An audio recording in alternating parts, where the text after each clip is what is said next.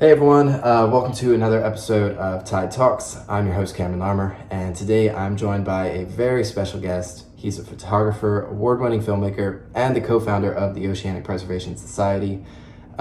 He worked for National Geographic for 17 years, and in 2009, his film The Cove took home the Oscar for Best Documentary.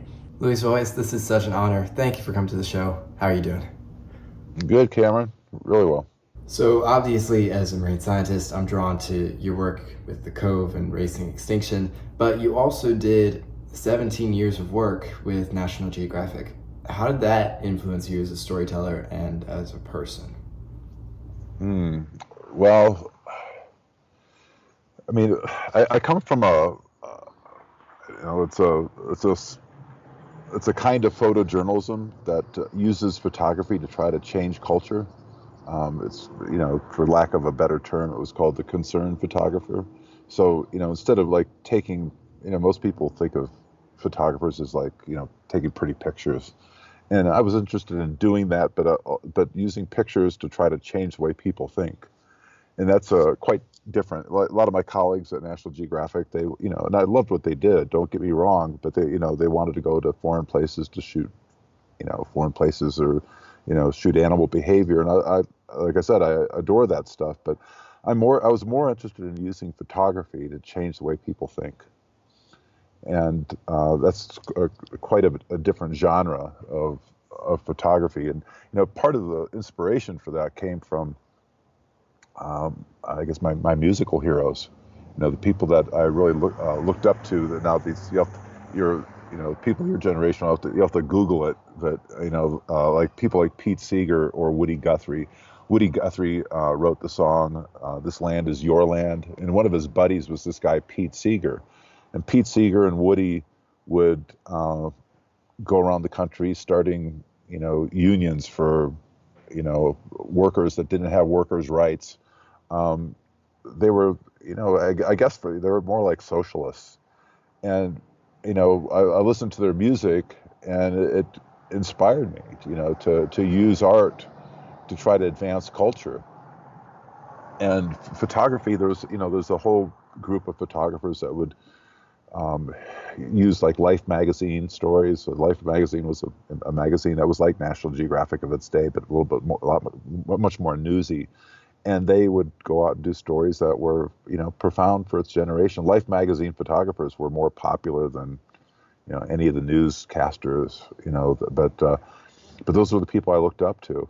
So when I started at National Geographic as an intern in 1980, the first story I really did for them for the magazine, for the Yellow magazine, was a story on garbage and recycling. There was only one mandatory recycling program in all of America when I proposed that story.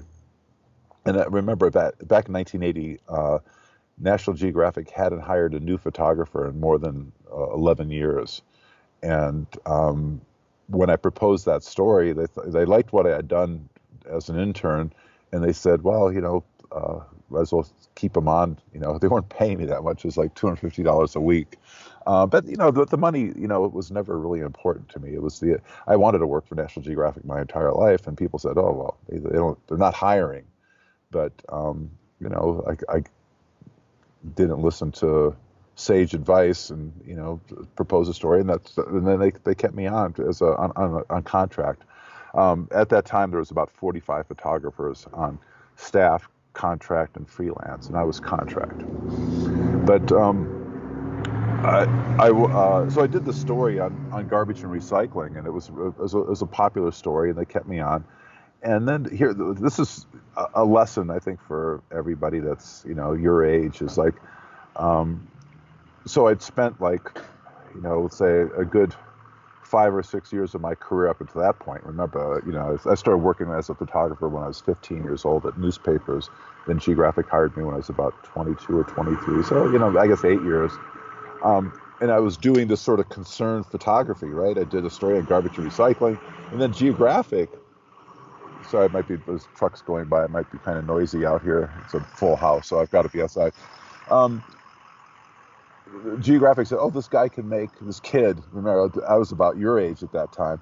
They said, "This kid can make garbage look good. Let's see if he can do work on these other subjects." and they weren't really subjects I felt like close to. It wasn't close to my heart, but I was just so happy to be working for them that I took anything that they gave me, and um, I wasn't real happy, because sort of set this up. First photographer to work in Geographic in over a decade. I'm traveling around the world, but I was really kind of miserable because I wasn't doing stuff that really um, fed my soul. I was, you know, there's gonna be kids that are gonna be like, oh, here, going to work at banks or an accountant or some office job, and it's you make a lot of money. You'll be able to buy a big house or a nice car. And, the money's important in our culture, but it wasn't important to me. It's still not really that important to me. Um, but I was getting all this feedback. Oh, you're working at National Geographic. You're traveling around the world. I should be happy, but I was kind of miserable in a way because you're away from your friends. You're not doing what you really love. Like I liked the job, but I didn't like the work I was doing. So I'm setting this up because it was only until I started the Oceanic Preservation Society with my buddy Jim Clark that I started doing films, and I got back on track. This is after like 30 years, and it's like, oh, this is, and not to say the stuff I did at Geographic was, you know, wasn't meaningful or interesting.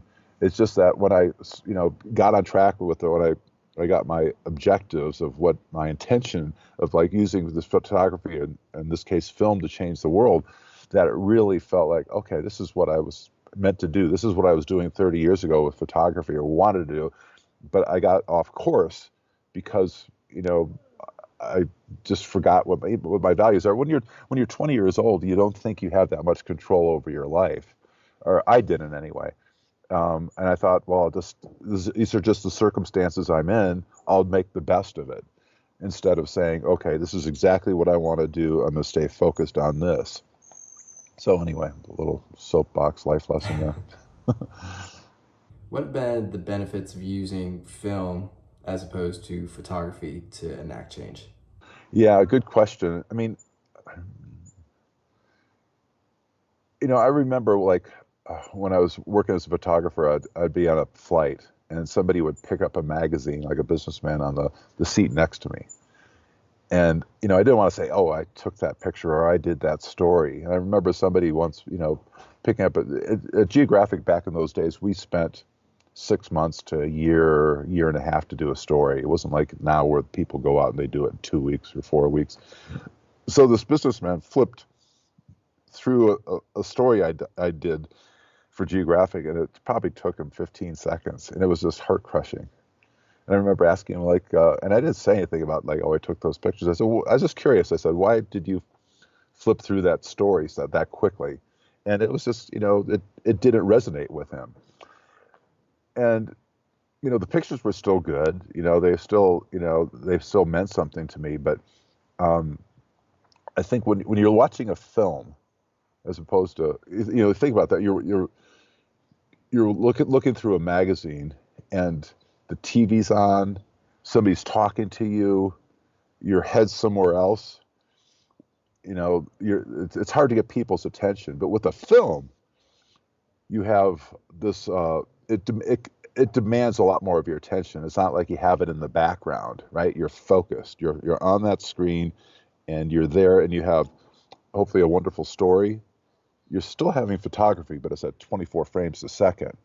You're having the music, and hopefully it sweeps you up, and you have 90 minutes, and a person is focused.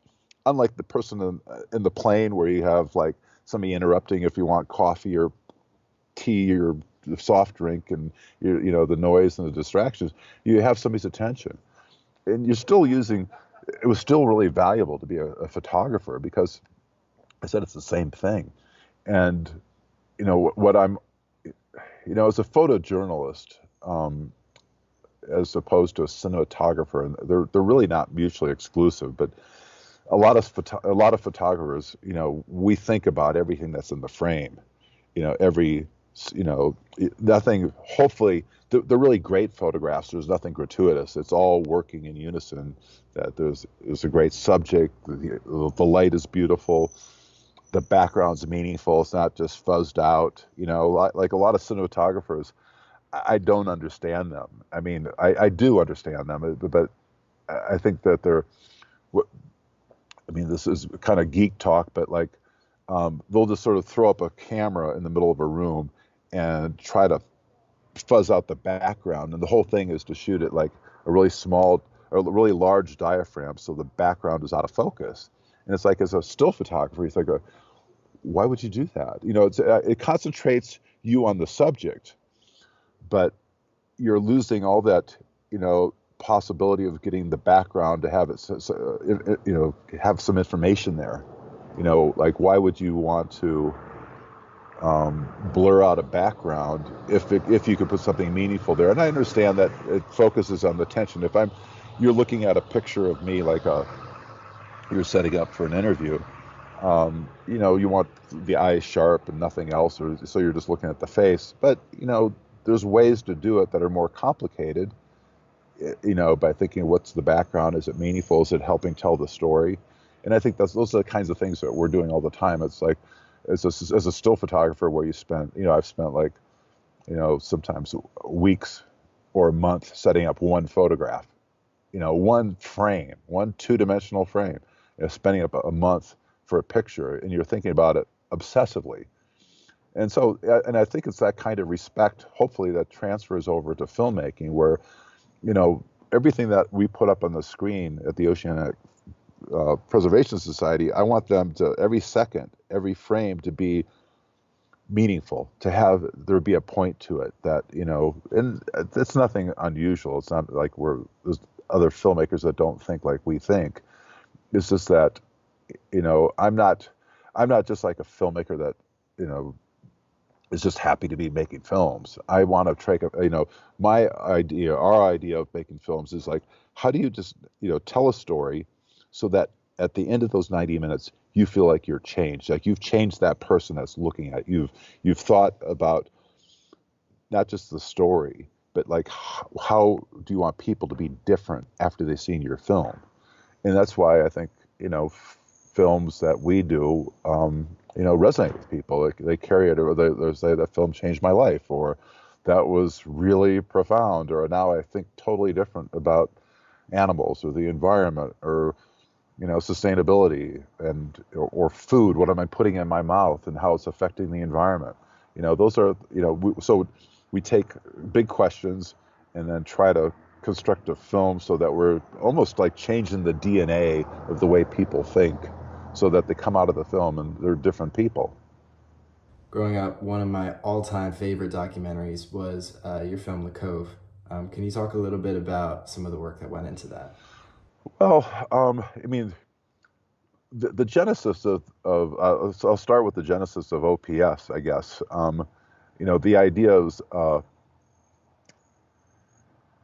my best friend at that point was and is a friend of mine called Jim Clark. Now, again, some of your generation will have to Google it, but Jim Clark was the Steve Jobs of my generation. Some people might have to, Google Steve Jobs, but Jim Clark was the guy that invented the 3D graphics engine. This is the first way that you could do games and play them in real time. It was on the chip that Jim Clark had built. He started a company. He was a Stanford professor. He started a company called Silicon Graphics, which was like the Apple computer of its day. The first sort of, high-end consumer computer. Then he bought Cray computer, which is like this big supercomputer. But he designed that chip with his grad students, and that's the way that you could do gaming in real time and design things. Like, it used to take years to redesign a car, right? If you want to change things. With this chip that he built, you could do it in 6 months, or you could. But that was all his thinking. The day he quit that, he started Netscape, the first commercial internet browser, the first way that most people could get on the internet. He did that. He started, when I met him, I was actually photographing for the cover of Fortune magazine. he was just starting a company called WebMD. So you get on the internet and figure out what's wrong with you, for hypochondriacs. No, I'm joking. But then he's actually starting another company called Shutterfly, and I remember was just building a yacht with the world's largest mast. It was like 200-foot tall mast, and I flew over to Amsterdam to meet him. And I'm scared of heights. My dad fell from a height, and but I climbed up to the top of the mast and photographed him smoking a cohiba on the fifth spreader at about 190 feet. I'm up above him, hanging down the front stay. And then that night we went out to eat in Amsterdam, and we learned that we both liked to dive. And Jim was just started this company called Shutterfly, which was about a way that you can take pictures electronically and then not have to print them yourself. And he said, "Louie, would you teach me how to be a good photographer?" And I said, "Jim, I'll teach you how to be a great photographer if you teach me how to be a billionaire." Because at that point, he started 3 companies from scratch and made them all worth over $1 billion. Anyway, he would pick me up on his plane and we'd fly off around the world, and we shoot pictures underwater mainly. And Jim is one of these guys that's a real perfectionist. Like it's kind of hard to fathom how much of a perfectionist he is. Everything he does is like, pretty stellar. And the cameras that we have for underwater, there's a lot of problems when you photograph underwater. It's like it's hard to take a great photograph above land, but it's probably, an order of magnitude harder underwater because you have problems with visibility. The water's not always clear. You can't always see what you're doing. If you have strobes, you have that backscatter where you're illuminating all the plankton and all the particles in the water. You have current. You have, you're with an air supply that you can only go down for 45 minutes, or, the animals get scared. They don't cooperate. It's hard to go into this liquid atmosphere and take pictures. And you have this time frame on your back. You can only be down for like 45 minutes or an hour if you're really good conserving air. And then the cameras are like, you're shooting through this dome port. When you see a camera and it's in a housing, you're actually shooting the glass of the dome port, and so it's not optimized for the lens. People are usually shooting with, this is maybe too geeky, but it's not the best optics in the world. And Jim, we'd come back from these trips, and Jim would be like, "Oh, these pictures are like, why aren't the corners, the things in the corner sharp? Why is this color aberration so you can see the edges of the, it's not real sharp, the edges of the fish, because they're, there's all this optics, all this glass elements that you're shooting through." Anyway, he ended up building for us the best underwater camera ever made. Like saying, why can't we do a view camera underwater? I said, well, nobody's ever done one. So he built one, and it's like, it's all electronic cameras, right? And, so he built this amazing camera that, the best camera ever made, 2 of them actually. And we go around the world and shooting pictures. And the idea for Jim was that we go around to these dive spots all around the world, some of the best preserved reefs in the world. And every time we had gone back to them after a year or two, we didn't have a baseline except what was in our head. There's something called shifting baseline. That's what scientists call it. And it's where each generation adapts to this diminishment. If you went off the coast of America anywhere, any reef in the world 400 years ago, it was like the Garden of Eden, the land before time, before things got fished out, before things were polluted, before, we started pumping crap into the oceans. The whole world's changing. And you can talk to old timers now. Talk to anybody that was diving back in the 1950s if they're still alive now. It was crazy. You could dive anywhere, and there was clouds of fish, and the reefs were good. And I remember, stories of Jacques Cousteau, the guy that invented the aqualung scuba, self-contained underwater breathing apparatus. He would talk about being in Monaco and seeing reefs and fish. And if you go to Monaco now, it's dead. In fact, the Mediterranean, most of the Mediterranean is dead. I've dove there quite a bit, and it's like, it's gone. And this is going on all over the world. The Great Barrier Reef, we lost like 75% of it in just the last 3 or 4 years because of of warming oceans, acidification, probably more to do with warming than anything. But, I went to the Great Barrier Reef 15 years ago. It was really the good Barrier Reef. There was nothing great about it, because if you go to really a great dive spot, and it's even worse now. I haven't been back since all the bleaching that's been going on. But Jim's idea was, let's take this miracle camera that he built, and let's shoot the best preserved reefs in the world, and so that we have a baseline of what it could look like, because each generation, adapts to that diminishment. And so he wanted to say, like, this, the best thing that we'd ever done in our life is you put your head underwater and you see this incredible alien universe. The animals are breathing underwater. There's these crazy Dr. Seussian creatures. I remember going up to one reef, and it was a small little balmy, like a little reef head. It was maybe just 6 to 9 feet wide, and it was perfect. I mean, there was every cubic centimeter was just filled with life.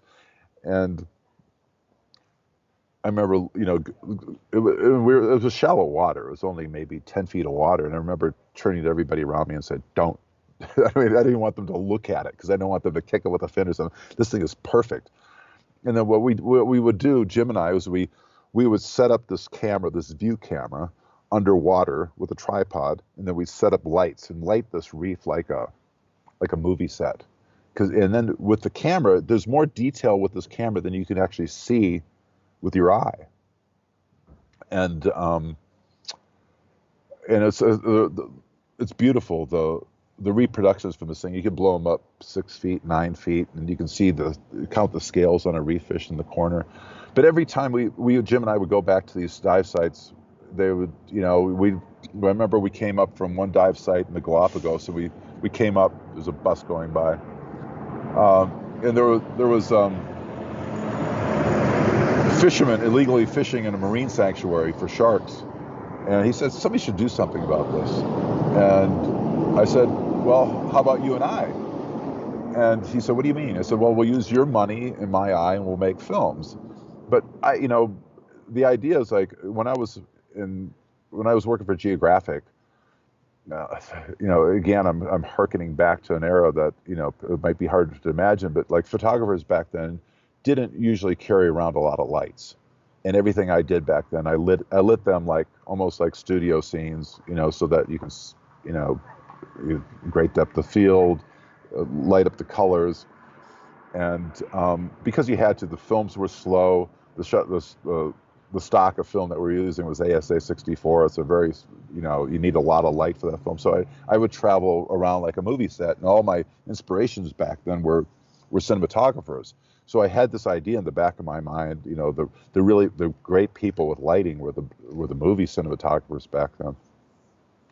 And so the idea is I wanted to be a filmmaker, but it was so expensive. And Jim and I were filming underwater, photographing underwater, and I thought, well, this would be great. We have this guy that really cares about the oceans. And I'll just tell you one more situation about diving with Jim. We went to Papua New Guinea, and he said, I want to take you to the best place I've ever been, Louie.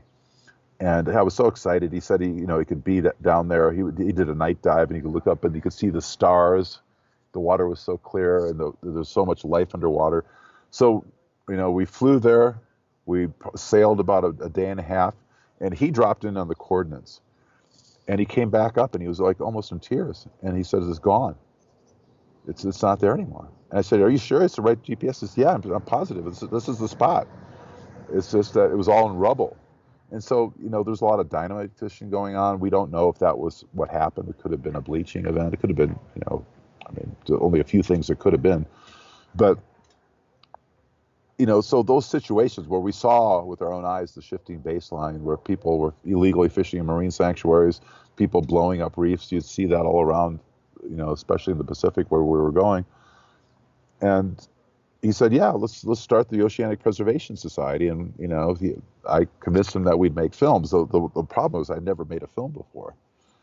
And I remember he had built another boat at that point. It was called Athena. Now this one is the largest private sailing boat. It's about 290 feet long. It was a big, huge, almost like a cruise ship with three masts. A beautiful boat. And Jim loves to sail, like fast boats and big boats. And we were on vacation with our families down in the Caribbean, and my son starts playing on the beach with another kid. And this kid was one of Steven Spielberg's sons. And Steven Spielberg came over on the boat because he had done Jurassic Park using Jim's computers. That was like the first real breakout CG computer graphics film that was done was Jurassic Park. Might be inaccurate on that, but I remember I was there when like it's a longer story, but I was filming Jurassic Park. I was like one of the few photographers allowed behind the scenes to film it when Stan went to the studio when they're making the dinosaurs, and you hear about the CG, these computer graphics that's going to change the world. Anyway, so Stephen comes over on Jim's boat to meet the father of his son's new friend and meet Jim Clark, the guy that he did the computers with for Jurassic Park. And when I had Steven Spielberg alone for a minute, I said, Mr. Spielberg, do you have any advice for a first-time filmmaker? And he goes, yeah, never make a movie involving boats or animals. And this is probably from his experience of making Jaws. Jaws was, Jaws was the first blockbuster movie, where people were lined up, and it just became this worldwide hit. But the problems, like I mentioned before, are, I would add to, making a film on the water, then you have, if you're photographing topside, you have this movement, and it can make people feel like nauseous, right? So you have to have the camera's got to be stabilized. If you're shooting, with cameras, you're usually shooting a scene from multiple angles, and then, but it takes a long time to set up. So like if you look at Jaws, like there is two people talking on the boat, and then it's sunny. Then when it switches to the other side, it's a different day because you can't control the weather or the timing. So things are you have continuity issues, you have movement issues, blah, blah. So he said never make a movie involving boats or animals. Of course, then the first film that Jim and I made was The Cove, but and The Cove became the most winning documentary in history. It's swept all the film guilds, Producers Guild, Directors Guild, Writers Guild, Editing Guild. It won about 100 awards, film awards and environmental awards, from Sundance to the Academy Awards. But I didn't even know there was awards like that they had, like in the, it never occurred to me that, they had so many awards, but that's not why we did it. We were trying to use the film to change the world. And that film, for people who haven't seen it, is about dolphin hunting in Japan. And this to me was like the craziest thing I'd ever heard. So when Jim sets me up in business, this nonprofit business, the Oceanic Preservation Society is a 501c3. It's a nonprofit business. We weren't really set up to make money, but the idea was like, okay, now I'm going to make this film about the oceans, right? And like, what am I going to do? And the idea was to really do this sort of big, epic, ocean film about the problems that are going on in the oceans. And I was just very quickly getting overwhelmed.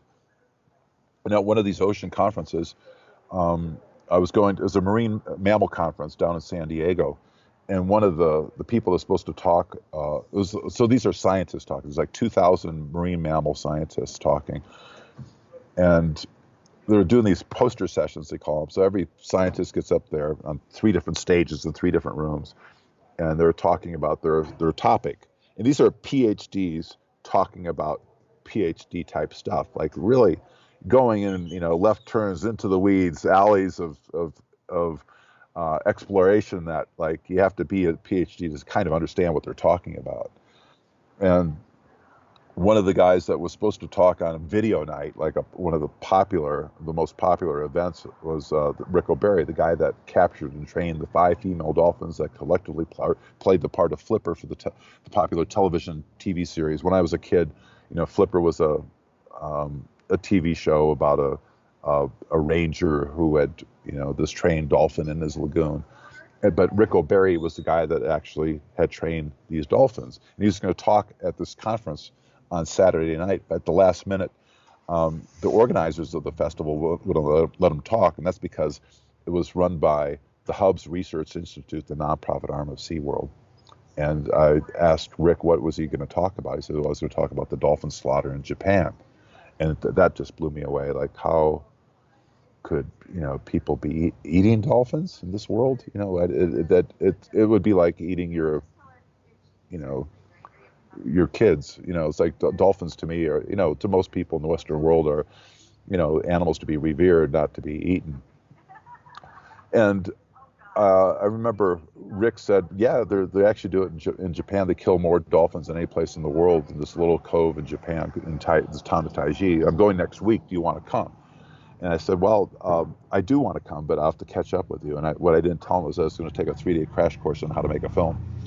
And that, which I did. Then I met him over in Taiji. And when I saw what was going on over there, the Cove was just going to be one part of this bigger movie.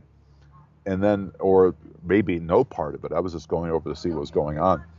And then I remember I had this, a bit of an epiphany. I thought, well, sometimes like you can talk about a small thing that's being emblematic or a metaphor for a bigger thing. And I realized that the Cove was like a metaphor for what we're doing to the oceans. We have dolphins, which are kind of our counterparts there in the oceans. And I argue with my girlfriend all the time on this. It's like, dolphins have, a lot of dolphin species have bigger brains than humans. And, one thing that we like to think about our intelligence is the complexity of our brain. We can start cars and we can build things and can be on computers, and dolphins can't do that. But so we judge our intelligence by what we can do and put it on them. But like if you compared to a butterfly, we know nothing about navigation or getting from point A to point B compared to a butterfly. The monarch butterfly, it takes 3 generations for it to go from Canada, 3 generations, think about this, from Canada to a 6-hectare area in Mexico. Now, how the hell do they do that? Now, I can't find my way around town without an iPhone, but these animals can go thousands of miles and find a place, that's smaller than this little neighborhood. And how is that done? Or if you put yourself in the water with a dolphin, we're like, we don't compare ourselves to a dolphin, but we like to compare ourselves to everything else. So we think that we're on top of the world, right? But dolphins have a more complex brain than us. They have a bigger brain than us. Some of them have bigger brains than us. Some of them have more spindle neurons, which are associated with complex emotions. An orca, which is a killer whale, which is actually a big dolphin. They're highly complex social systems. A male orca never goes within like more than a half a body length of its mother most of its life. These animals are very sophisticated, very sensitive to each other's, how they fit into their own culture. They have these vast communication skills. We don't even know what a dog is saying most of the time, right? And these animals have a very complex communication system. Just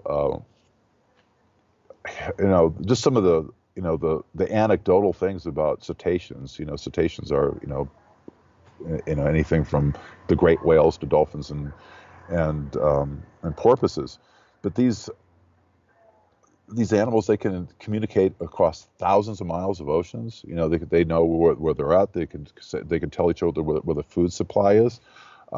They can do communication through hunting. They put devices on these animals so they can measure their orientation to each other. They can drift apart through miles underwater and resurface right next to each other. They can do a gazillion things that we can't do, but yet we measure them by our own standards. One thing that's really scary is the trainers of dolphins realize they get how smart they are pretty quick. They're almost training you. Remember, there's this guy Louis Herman who was worked on cetacean intelligence over in Hawaii, and he captured 2. This is a scientist. He captured a couple dolphins, and this is back when they were working with hydrophones, and they only had one hydrophone underwater. So they were trying to figure out what these animals were doing. They had these animals trained. So you can train an animal like a dolphin to do a flip very quickly. You just go like this, and then it learns how to do a flip, and then it gets rewarded with food.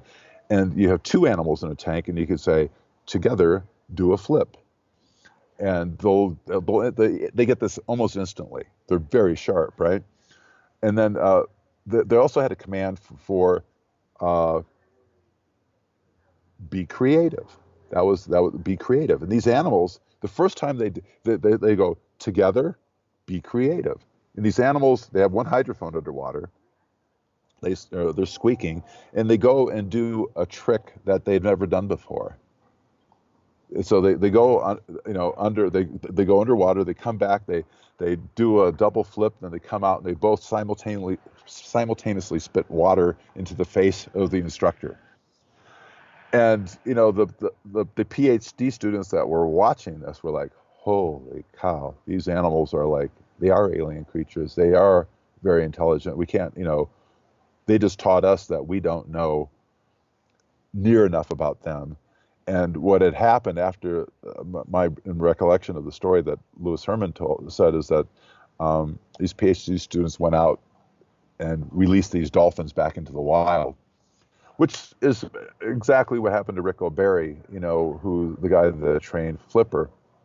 After the Flipper TV series, he'd captured and trained a lot of dolphins, not just for the Flipper TV series. He probably, 50 or 100, for research institutes like the one that Louis Herman had. And then he went back, actually on Earth Day, and went back into one of these places down in the Bahamas where he captured a dolphin and tried to release it back into the wild, cut the net. And anyway, so I'm out in Taiji. I meet Rick O'Barry, and I think here's a way to talk about big ocean issues. You have our counterparts in the oceans that are being killed for human consumption. Their meat is toxic because of what we throw into the water. There's cadmium, mercury, and lead. These levels that are, they're extremely high. So we can talk about overfishing because the fishermen in Japan, they say that the fishermen are eating all their fish. So we could talk about all their overfishing. And so the poet William Blake said, to see the world in a grain of sand. And I thought, well, we can maybe talk about all the oceans by looking at this little cove in Japan. It's a way to talk about these bigger issues by, through Rick O'Barry. So you have an emotional hook, talking about that story. And then you have him having this sort of epiphany or this reversal in thought. And he spent 10 years building up the dolphin entertainment business, because back then there was only a couple dolphin entertainment, dolphinariums in the entire world. And he started that business. Now there's, I don't know, probably hundreds. Anyway, so he spent his, now about the last 45 years trying to tear that business down. And I thought, here's a wonderful story, a nice human story about some guy trying to save the oceans, at least, our counterparts in the ocean. And but the Cove was really supposed to be part of this other movie I was working on called Racing Extinction, which was the second film. So after the success of that, I thought, I felt like now I've got the chops, our team has the chops to maybe take on this big story, the biggest story in the world, which is the Anthropocene. There's been 5 major extinctions in the history of the planet. We're going through a 6th one right now called the Anthropocene. It means the age of man. And it's not a good thing, because it means that we're leaving mankind, one species out of millions on the planet, is leaving its mark on the geologic record of the future. And to me, it's the biggest story that there is, that we could be destroying, E.O. Wilson, one of the top biologists in the world, the guy that, helped coin the phrase biodiversity, said that we could be losing, up to 1 million species by the end of this century. And, we're losing species before we even know that they're here on the planet with us. It's like the equivalent of, burning the books of the Library of Congress before you've had a chance to read them. The idea that these animals are disappearing, that we're, before we can... I remember there's a story that I'd heard about these 2 biologists that were going to look at this It was just a couple acre area down in the Andes of plants that were no other place in the world. And that when they got there, it was getting bulldozed for some like high altitude community. And it's like, and this is going on all the time. And here's the rub: it's like if you go to the oceans now, and with, I'll just tell you the story that I was down in the Bahamas, and I was going to a place that I swam before, and it was like one of these places that was before, like the land before time. And I was there for a wedding, and one of my buddies was there with his. In fact, it was Jim Clark's wedding, the guy that had, you know, got me started in the business, that built the camera, blah blah blah. One of our buddies was. Um, I was going to teach his daughter to snorkel, and we went. We put our heads underwater, and it was dead. It was all gray. There wasn't any reef at all. There was hardly any fish at all. And about 10 minutes through, I was just so sad because I wanted to show her all this beauty, and it was gone. And at one point, she starts screaming through a snorkel, and I thought, man, she's dying or something. I looked over at it. She's pointing at a single orange tang, a little reef fish, and it looked beautiful. This beautiful fluorescent orange fish against this gray, featureless bottom. It was beautiful to her, and it was beautiful. But if she had seen, 20 years ago what could be seen, she would have also screamed through a snorkel like I was doing. And so the idea was like, can you make films that can change the world? And in fact, the Cove, when we did the Cove, they were killing about 23,000 dolphins and porpoises every year for human consumption in Japan. They're eating them. They're if you go to the Japanese Ministry of Health's website, it shows that they actually insinuate that it's healthy to eat dolphin meat, even though it's toxic with mercury. They say, like, for a pregnant woman, you can eat dolphin meat, but you should only eat one piece a month, and nothing else, because you'll have your toxic load of mercury with this one serving of fish. But yet it's really good for you because there's protein and other nutrients in it. But of course it's toxic, and the Japanese government, like a lot of governments, they're not acting out of the interest of people. They're acting out of the interest of an industry, and the industry of fishing in Japan is pretty powerful, and they don't like this information out there. But now, because of that film and the activism around the Cove, I think about the year before last, they killed 1,610 dolphins and porpoises for consumption, which is it's about 93% down, and that's because of the Cove. It's about the activism of a lot of organizations. It's not just ours that work on this issue, and it's about us relentlessly talking about the mercury levels in these dolphins and porpoises. And for the people that haven't seen the film or don't know about mercury, mercury is the most toxic non-radioactive element in the world. There's no reason that mercury should be in your body. It's destroying neurons as long as it's in there. And it's, it gets there's 6 trophic levels of the food chain in the underwater. And every time you go from, let's say, water to algae to smaller fish, there's about a magnitude of order, about 10 times more buildup of bioaccumulation of heavy metals like mercury, cadmium, and lead, until you get up to the top of the food chain, like swordfish, tuna, and dolphin. You have about 1 million times more than the background water of the atmosphere that they're the water that they're in. And so that you're getting the toxic load of not just, those fish, but everything all the fish that it ate throughout its lifetime. And here's the thing: I ate a lot of fish when I was, up until we made the Cove. I was a pescatarian. I went to a slaughterhouse in 1986 when I was doing a story for a magazine, and I went to a slaughterhouse. It was part of a ranch. I was doing a story on the biggest independently owned cattle ranches in America, and one was so big they had their own slaughterhouse. And I saw how they killed these animals, and I thought, I just can't be party to it anymore. They put this captive bolt to the brain of these animals. They're supposed to kill them instantly, and then they they lift them up with these chains and they rip off their hide, and then they go around in a conveyor belt like they do like an automobile assembly plant, except this is a disassembly plant for animals. And they would strip away parts of the cow, and this animal was hanging upside down on this conveyor belt. And I guess whatever happened to this captive bolt, it didn't kill it. So it's looking at me like this, and as it's turning around on this conveyor belt, its eyes and its head are still following me, and I realize it's still conscious. And it's why its skin's off, and people are carving off bits of it. I thought I can't be party to that anymore, so I stopped eating animals then. And I thought, well, I should say I stopped eating animals that walk, because I thought you still had to eat animals for to be healthy. So I ate fish, thinking that they're less sentient and less intelligent. Of course, now we know that that's not at all true. Fish can count. They can, a lot of them, they mate with, a pair for life. There's a lot of similarities to a lot of, animals. But anyway, back then, mercury. So the way that we were affected with that film is, the film, just rose to this meteoric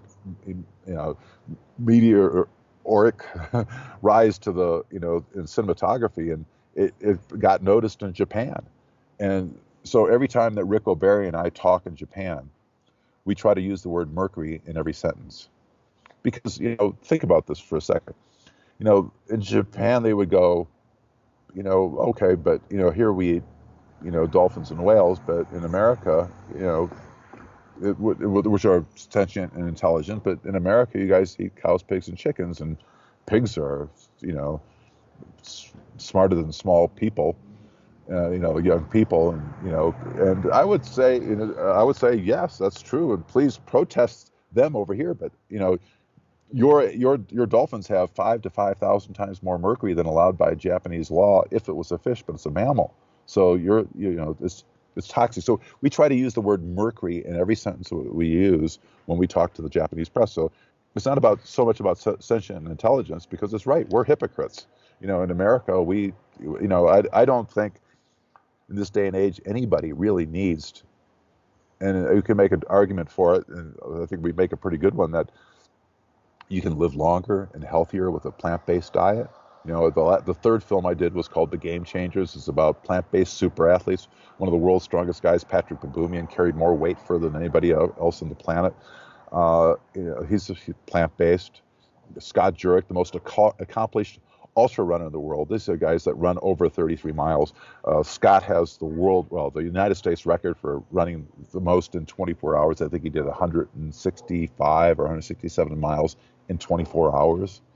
I was with him when he was running the Appalachian Trail, 2,200 miles over 46 days, 11,000 feet of elevation a day. I'm over in, Telluride, Colorado right now, and those mountains up there are about 11,000 feet. He did 11,000 feet of elevation and descent every day, 2 marathons a day on a plant-based diet. So when people say, "Oh, I need strength, I have to eat meat," or I need endurance, I have to eat meat," it's like they're ignoring the facts. The people that live the longest in the world are the healthiest. They don't have chronic disease like the other populations of the planet, are living on a whole foods plant-based diet. And the so-called blue zones, places where people live the longest without chronic disease, there's 5 so-called blue zones in the world. There's one in Okinawa. It's called Land of the Immortals. By far the most calories they get are from plants. Ikaria, it's in Greece. It's called the island where people forget to die. You have 90s and 100-year-olds. Sardinia, there's like the biggest population of males that live over 100. I mean, when the the people that study the demographics of areas were looking at, like, the amount of 100-year-olds in this area, they were like, this is crazy. This is like way over the world average. What's going on there? And they start looking at the diet. It's a whole foods plant-based diet, because we're made to eat plants. We're taught that you should eat animals, but in fact, most of the chronic 80 to 85% of the diseases that we have right now, heart disease, diabetes, a lot of cancers, they can be reversed by eating plants. So the Game Changers, the film about plants, is sort of to attack this problem because, one of the biggest problems when we did Racing Extinction, people would say like, "Oh, what can I do?" And electric cars are great. Getting alternative energy is great, but the single most impactful anything anybody can do on the planet to save the planet for future generations, to save the reefs, save our clean air, save our clean water, save the animals, save the natural habitat, is adopt a whole foods plant-based diet. The by far the more calories are consumed by animals that we eat than are done by humans. And that right now, humans, between humans and farm animals, we represent 96% of the mammalian biomass of the planet. 96%. The other 4% are wild animals. We've eaten the planet raw because of this myth, this killer myth that we have that we need animal protein to be big, strong, and have virility.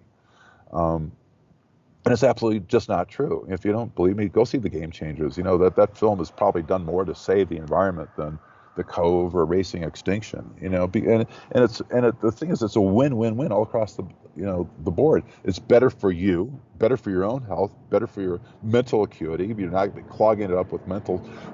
Here's like, okay, you're what, 18, 19, 20? I don't know how. Around there, yeah. Okay. Well, so when you get to be my age, I'm 63 now. I'm not going to be a world-class athlete like the athletes we have in the Game Changers, but I want to live longer. I love my life. I want to, and I don't want to be like my parents, where you're dying of chronic disease and having to take 14 different medications when various times throughout the day. And one of the diseases that's going to affect everybody now. It's on track to overtake heart disease as the biggest killer in the world, if it's not mitigated. Now it's Alzheimer's. Alzheimer's is about 70% of dementia is Alzheimer's. In Alzheimer's, you slowly lose your memory until the basic body functions start shutting down, and but it's a long, slow, horrible death over 10 years. It's not like a heart attack where most people just keel over and die, and that's lose grandpa. This is like you're losing what it means to be human, because when you lose your memory, you lose everything. And now I'm doing a film on Alzheimer's patients, and in particular a guy that's trying to reverse Alzheimer's. There's no medical cure for Alzheimer's. There's no drug cure. They've spent billions and billions of dollars and decades trying to cure Alzheimer's, and they have nothing that works any better than a placebo right now. However, there's scientists that work in the blue zones, and there's like, okay, why? There's very little Alzheimer's in the blue zones. One of the blue zones is actually in Loma Linda, California. It's about 60 miles east of LA. It's about 24,000 people that are Seventh-day Adventists. Part of their religion is that they eat plants.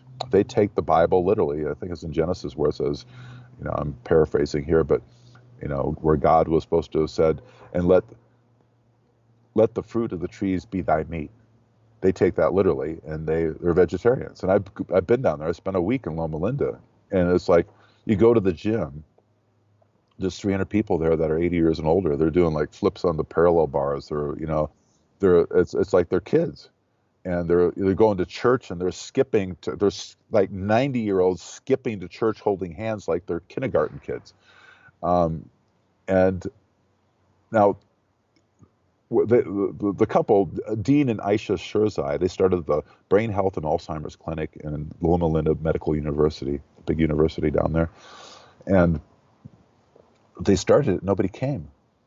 There was very little incidence of brain health problems in Loma Linda. They had to go across the road, across Interstate 10. Interstate 10 goes east and west through America, right? And on the south side of Interstate 10, you have Loma Linda, this town of Seventh-day Adventists. About half the population is Seventh-day Adventists. In San Bernardino, you have one of the unhealthiest populations in the state of California. On the other side, one of the healthiest populations in the world. What's different about them? diet. They're breathing the same air, they're drinking the same water, but they're eating differently. You go to the Loma Linda market, which is the big market, it's like their equivalent of Whole Foods there.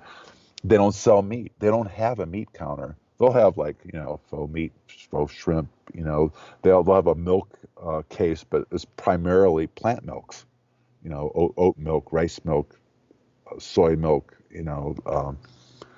and they're just eating healthier by religion, by design, and they're thriving. One of the best cases for an observational study.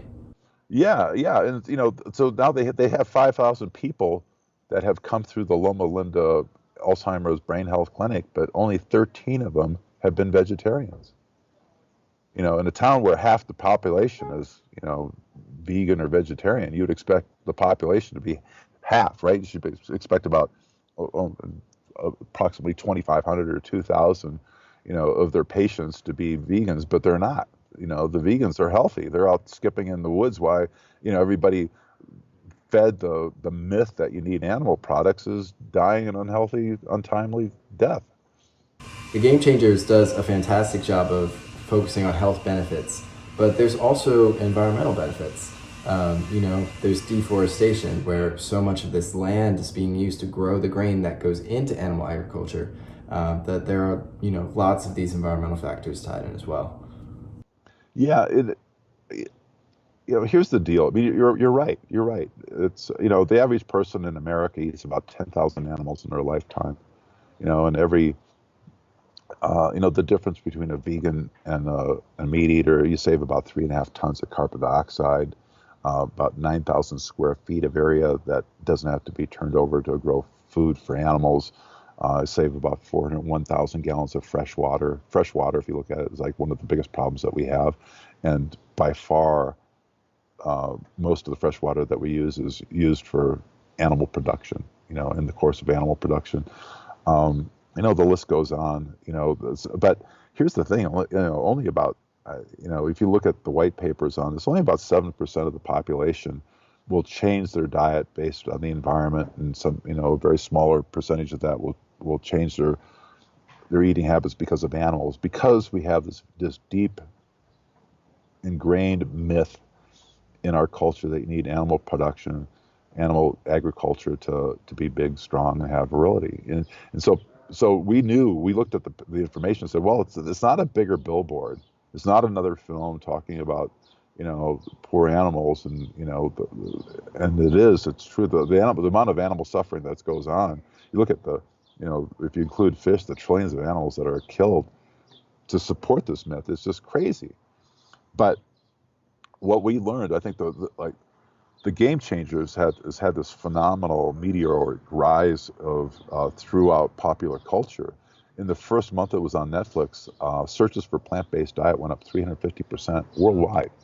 And I went to Netflix doesn't give us the statistics of how many people saw the film, but we did hear that from somebody inside the company that Australia was this is oxymoronic for me, because Australians, to me, didn't seem to be, I spent not a lot, but I spent several trips to Australia, and they didn't seem to be like your typical vegetarians.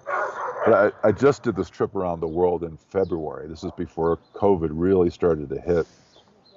And a friend of mine was a vegan, was trying to be the fastest person to run a marathon on every continent. And he did it in like less than 4 days. And he did that by, you take a plane, and we went from South Africa to Antarctica to Argentina to Panama to Madrid to Cairo to Oman, and we ended up in Australia, the last continent that he ran a marathon in. And so he did this, like, he basically get off the plane, run a marathon around the airport, and get back on the plane. And we became the fastest. Everybody in that plane became the fastest group to ever step on every continent. And my friend Kyle Voigt, the guy who started Cruise self-driving cars for General Motors, was the guy running the marathons. And so I think we did all 7 continents in 2.98 days. Of course, it took him slightly longer because he's running a marathon. I was just photographing him. But I was exhausted. He went on to back home. but I stayed in Australia because I wanted to, hang out in the country where there's more people who saw the Game Changers than any other place in the world. And it was very difficult to find somebody that hadn't seen the Game Changers. From the bellhop to the concierge, to go to restaurants and they had vegan menus, and it was all because of the Game Changers. I should say a lot of it. I think we were probably the catalyst that brought it over. And I did see one guy that I met one guy that I used to work with at the United Nations who hadn't seen the film, and I had dinner with him. He said, I haven't seen your film, but I've got to see it because if I don't,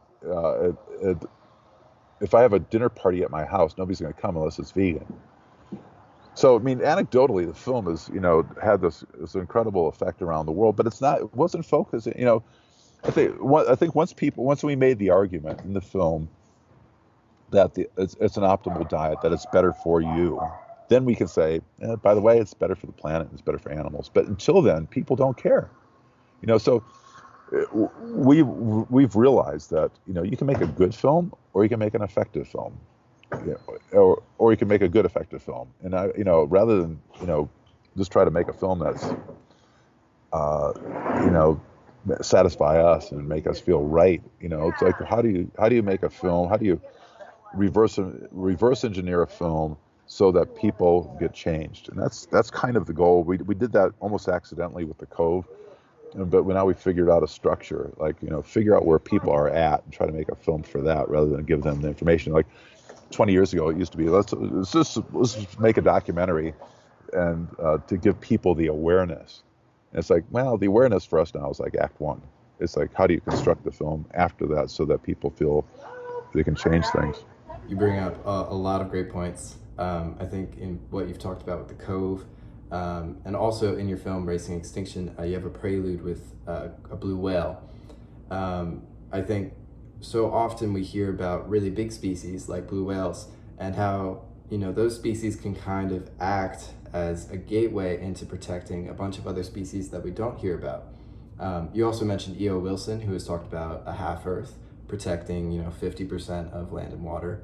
How do you think we can use some of these bigger species as a gateway, potentially, through marine protected areas, towards kind of protecting a wider range of all kinds of species? Yeah, I mean, I think in every environment you have these, we call keystone species. The big, the big charismatic megafauna is what the biologists call them. And these are like, a lot of like really serious biologists or even anthropologists, or paleontologists I've been in the field with. Like I spent maybe 15 years of my life working on stories about the Mesozoic and dinosaurs, and a lot of the scientists there that worked in paleontology, sometimes they're interested in something that's like early mammals at at the foot of the dinosaurs, but to get funding they have to study dinosaurs. And then why part of the expedition is going out to look for dinosaurs, they're looking at this sort of subgroup like early mammals. And so I think people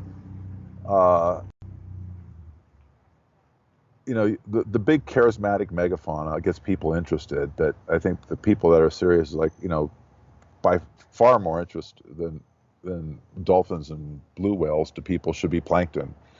It's the small things in the environment that are important more than the big things. You don't need, I know people could get down on me for this, but you don't need the big things. Humans aren't important to the ecosystem. The ecosystem's going to do better without humans. But if you don't have, let's say, plankton, you don't have blue whales. Plankton are far more important to keeping the whole ecosystem together than our blue whales. We're all part of, we're all important, but in the case of humanity, I'd say that we're more destructive than we are anything.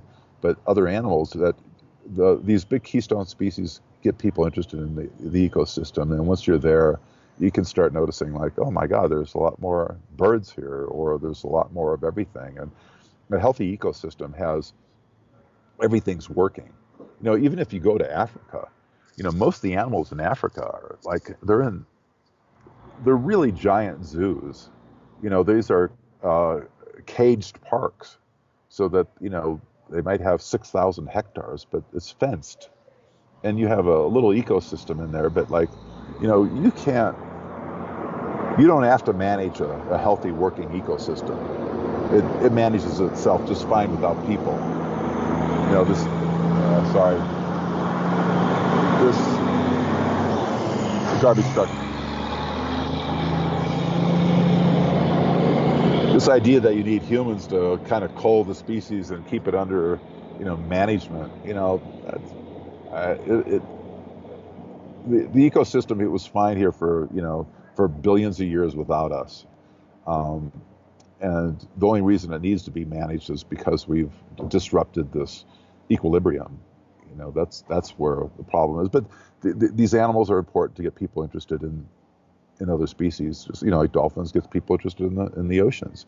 And then once you're in the oceans, you realize that there's all these other species out there that are worthy of study. And but we need them. It gets people interested. But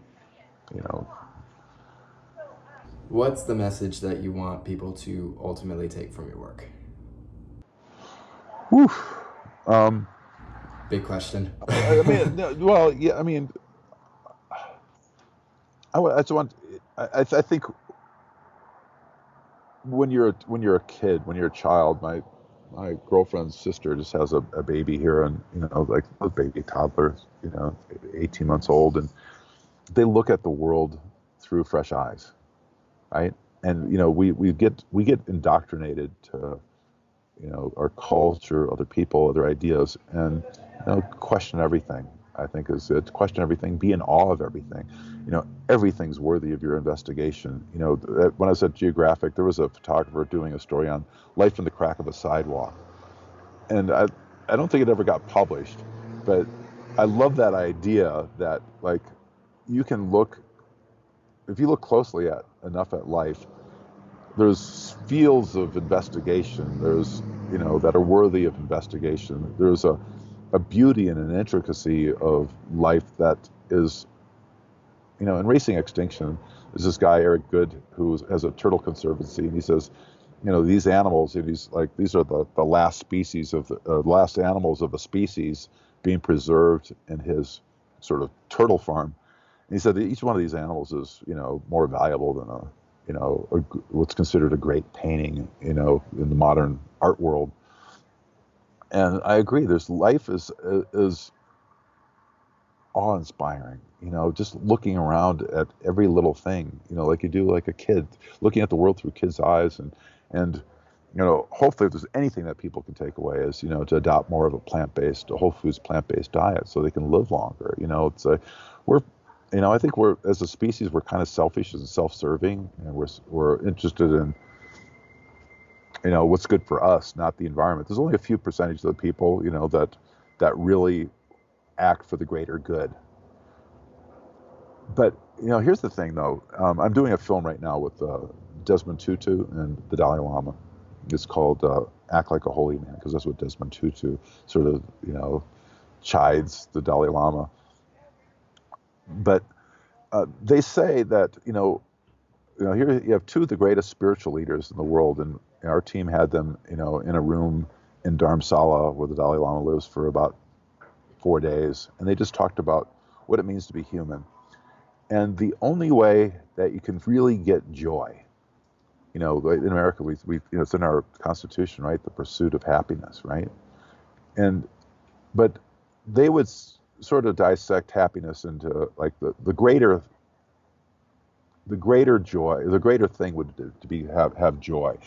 Happiness is like a new computer, a new iPhone, a new car, a bigger house, more power, sex, more money. Those are external things. But joy is something that you can feel internally, no matter what your circumstances are. You can feel joy even when you're suffering, even when people around you are dying. You can still feel joyful in the sense that it's something that you carry with you. And I think what we're trying to do is be more joyful in every action that we have, interactions with people, interactions with the outdoors, with animals, and I would love for people to see these films and find more joy, because happiness is like it can be a little bit of a death sentence because it's like back when I was a geographic photographer. I was happy because I had a good job and I was, had the adulation from my peers because I was working at this place and everything, but I didn't have joy because I wasn't in service to other people. And that's one thing the Dalai Lama and Desmond Tutu both agree on, even though the religions are quite different, is that joy, real joy, can only come from when you're in service to other people and you're happy with yourself. That you've accepted the faults of yourself, that you're trying to use whatever energy you have to help that other person, get to that next level, whatever that is, of joyfulness. But I think you can, whenever I've been in nature, and I wasn't able to identify it, back when I was doing even the dinosaur work for National Geographic, I remember being, I'll set this up a little bit, you get 6 miles outside the capital of Mongolia, in Ulaanbaatar, and you have to take anything that's with you, your own food, your own water, your own gasoline, to these dinosaur expeditions. We're going to the middle of nowhere. There's no roads. There's no services. There's nothing. So you have to carry, you're caravanning, all this stuff. And I remember feeling so joyful because I'm with my colleagues and my friends. We're looking for new animals. We're looking for the earliest mammals. We're looking for new dinosaurs. We're looking for new species. And it really looks like you're in the desert. There's very little life around you. But I was with my friends. I'm with my colleagues. We're doing good work.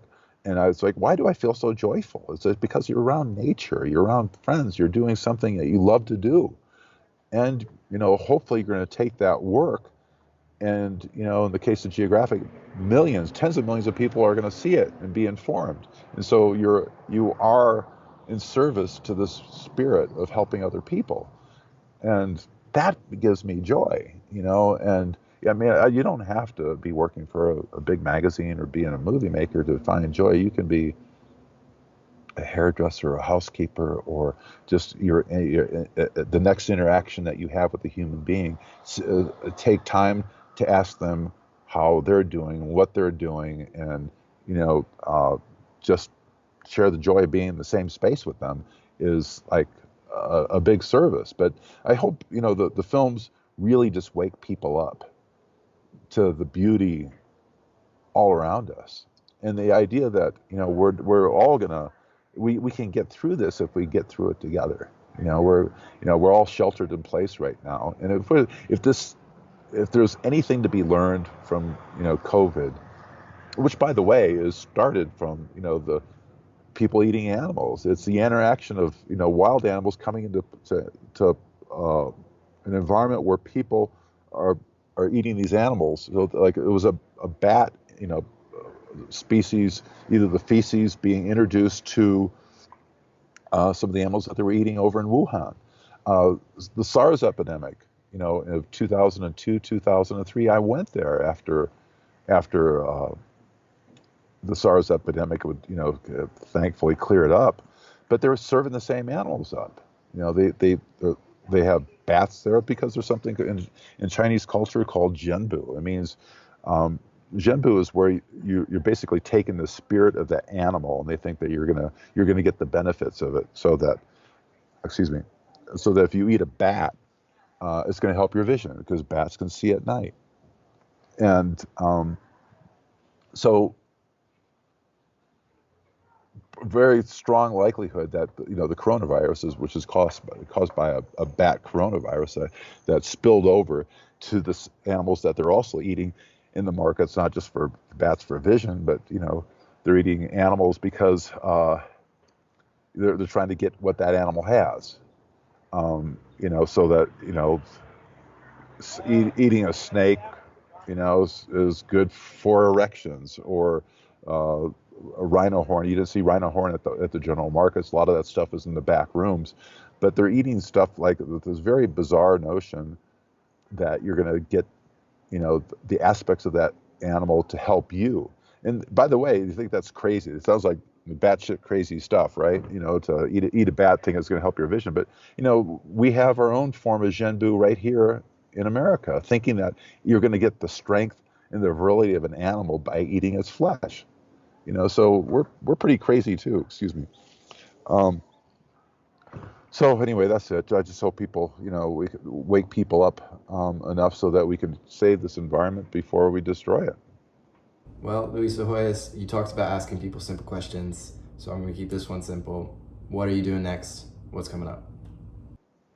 I'm working on this one with the Dalai Lama and Desmond Tutu. Putting that together, it's like, basically it's how do you find joy in a world of sorrow. It'd be a wonderful film. Doing a film on plastic pollution solutions. Doing a film called Food 2.0. It's a series sort of based on the Game Changers about plant-based diets. Doing a film about reversing Alzheimer's. Doing a film about the Loser ecosystem. This is an area in northwestern Sumatra. It's called the last place on Earth. It's the last place on Earth where you have orangutans, tigers, elephants.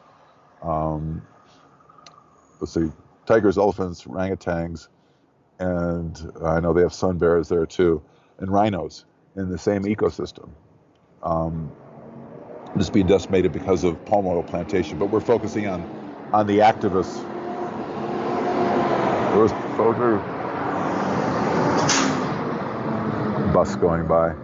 We're concentrating on the activists that are winning back the land and getting rid of these illegal palm oil plantations. Palm oil is found in about everything you do, from from shampoo to lipsticks to snack food, and it's this.